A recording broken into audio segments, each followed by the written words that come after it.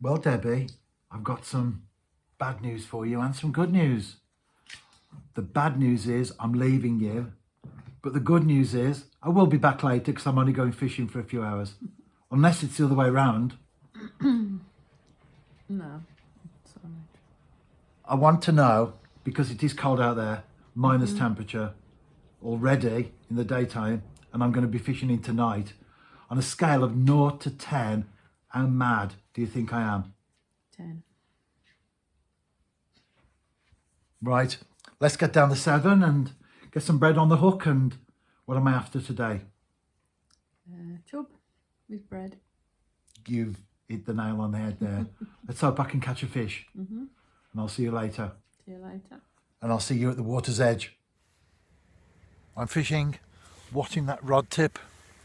Got myself a cup of tea. Fishing with bread on a size 4 hook. 1/4 of an ounce lead, that's plenty to hold the flow. Just off some overhanging trees. So a nice spot.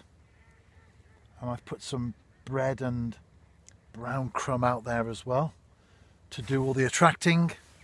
Let's hope that the bread on the hook tempts one as well. It's a beautiful day. Wrap up well and you're okay.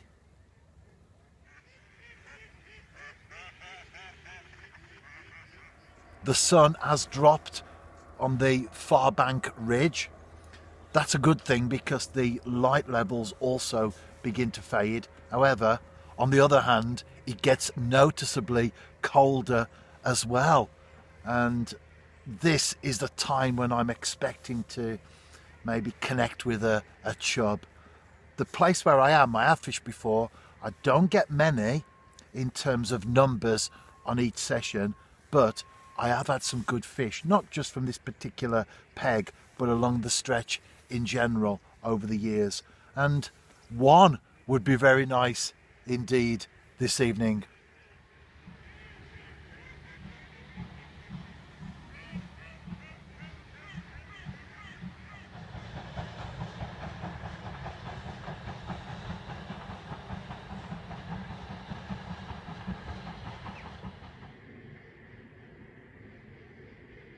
That was absolutely freezing. I tell you something, I think my wife has a point when she said I was 10 out of 10 mad for going fishing in conditions like this. Oh, look who's there. Yes, I think you are. Talk of the devil. That's definitely mad.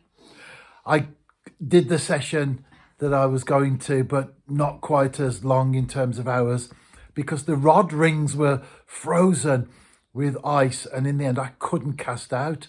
So I made my way back to the car and back home, and I'm in my dressing gown, so in front of the fire.